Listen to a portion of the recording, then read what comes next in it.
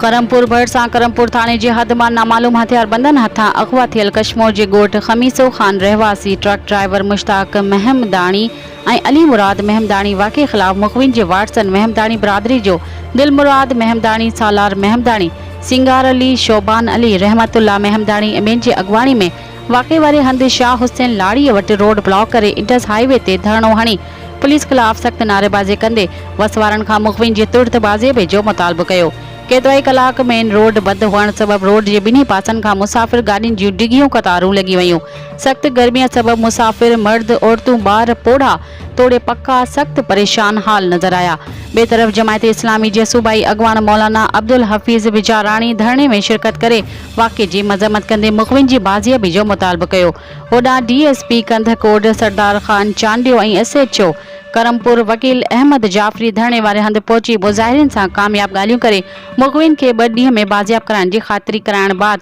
मुज़ाहिरनि खां road खोलराए traffic की रवानी के बहाल कयो। आखिर में याद रहे गुज़िर रात देर सां करमपुर भरसा करमपुर थाने जी हद गोठ शेरगढ़ लग शाह हुसैन लाड़ू वारे इलाके में 10 खां वधीक अणॼातल हथियारबंदन इंडस हाईवे ते काह करे ईंदड़ वेंदड़ मुसाफ़िर गाड़ियुनि ते शदीद हथियारनि सां सीधी फायरिंग करे ॾिनी। ॾोहारिन कश्मीर खां शिकारपुर वेंदड़ एक ट्रक ते हमलो करे ट्रक में सवार 2 ड्राइवरन कश्मीर वासी मुश्ताक पुट दिल मुराद और अली मुराद पुट ईदन मोहम्मदानी के ट्रक में लाहे हथियारन के जोर ते मुबैना अगवा करे कच्चे तरफ खणी फरार थी वया हुआ।